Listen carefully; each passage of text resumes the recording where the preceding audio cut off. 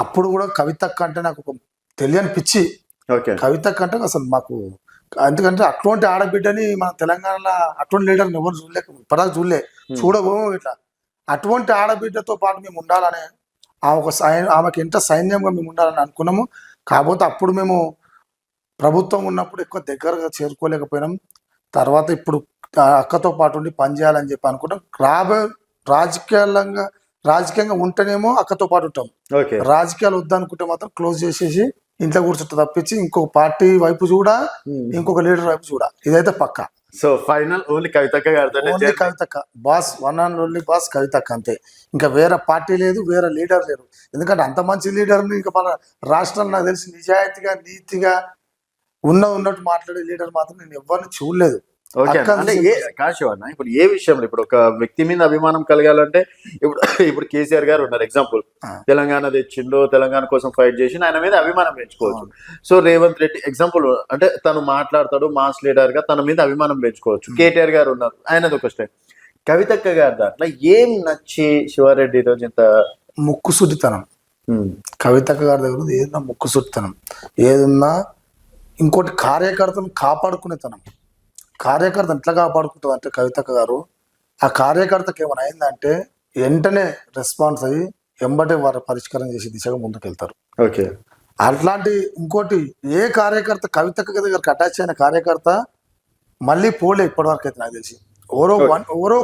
మాట్లాడు ఇదే జాగృతి press meet పెట్టేసి మమ్మల్ని అన్యాయం చేసింది, మమ్మల్ని ఎన్ని రోజులు తిప్పించుకుంది, ఈరోజు మమ్మల్ని రోడ్డు మీద వేసింది అని చెప్పేసి కొంతమంది జాగృతి విద్యార్థి విభాగం వాళ్ళు ప్రెస్ క్లబ్ లో ప్రెస్ మీట్ పెట్టి మరీ చెప్పినటువంటి మాట.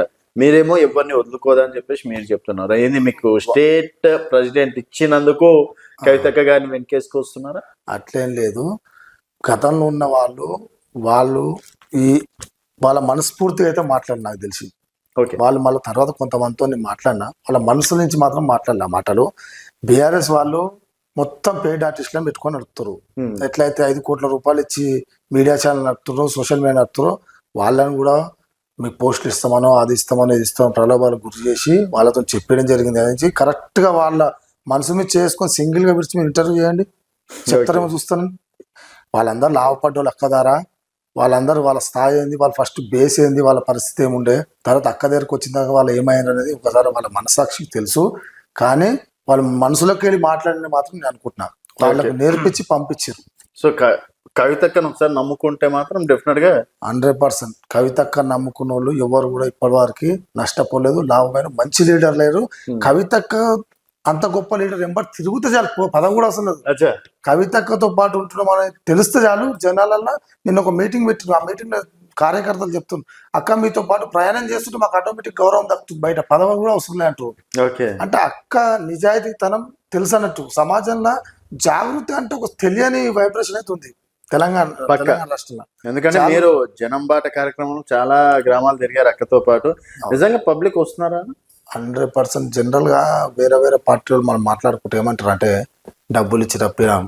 నిజంగా కూడా జాగృతి జనం బాట ఫస్ట్ ఫేస్ 1 ఇది మాది. ఫస్ట్ ఈ జనం బాట జాగృతి జనం బాటలో ₹1 విలువ ఖర్చు పెట్టలేదు. ఒక్కొక్కటి ఎంత మంది వస్తే అంతమంది, ఎవరిని అంటే డబ్బులు పెట్టి పిలుచుకోవాల్సిన పరిస్థితి మనకు వద్దాం అనే మాట అన్నారు. మేము స్వచ్ఛందంగా నిజంగా కూడా దగ్గరకు పోయి సమస్య ఉందని చెప్పి మేము ఒక రోజు ముందు పోయి సమస్య ఏందని తెలుసుకోవడానికి అక్కడ వెళ్తే ఆటోమేటిక్ గా అక్కగారు వస్తున్నారంటే ఆటోమేటిక్ గా జనాలందరూ వచ్చేస్తారు సమస్య చెప్పడం. ఇంకోటి ఏంటంటే ఎక్కడైనా సమస్య ఉందని మేము పోతాం కదా, అక్కగారు రాకముందు సాల్వ్ అయిపోతుంది. సో ఇప్పటికీ కవిత గారిని కేసీఆర్ కూతురుగా ఆదరిస్తున్నారా, లేకపోతే కల్వకుంట్ల కవిత ఉన్నట్టు వారికి ఉండే కేసీఆర్ గారు కూతురు అనే మాట మన జనం బాట కార్యక్రమం ముందుండే. ఇప్పుడు మాత్రం కవితక్క గారిని కవితమ్మ అనే మాట అయితే వస్తుంది. కవితమ్మ అనే మాట వస్తుంది. కవితమ్మ మాట వస్తుంది ఇప్పుడైతే. ఓకే అన్న. అండ్ ఎందుకు అప్పుడు తీన్మార్ మల్లన్న కవితక్క గురించి ఒక మాట అంటే డైరెక్ట్ గా క్యూ న్యూస్ ఆఫీస్కి వెళ్ళి గన్నులు బెదిరించినా కూడా భయపడకుండా దౌర్జన్యం అనుకోవచ్చు. ఎందుకు శివారెడ్డి ఇప్పుడే ఇంకా పార్టీ స్టార్ట్ కాకముందే శివారెడ్డి ఇంత వైల్డ్గా ఉంటే రేపు పార్టీకి వచ్చిన తర్వాత ఇంకెంత వైల్డ్గా ఉంటాడు అంటే మా అక్కగారిని అంటే మాకు నిజంగా కూడా ఊరుకోపోతే కాదు. నిన్న కూడా అసెంబ్లీలో కన్నీళ్ళు పెట్టుకుంటే మేము గన్ ఫౌండర్ దగ్గర బయట ఉన్నాము, అక్కడ కన్నీళ్ళు పెట్టుకుంటే మాకు దుఃఖం ఆగలే, మాకు కూడా కళ్ళకి నీళ్ళు వచ్చినాయి.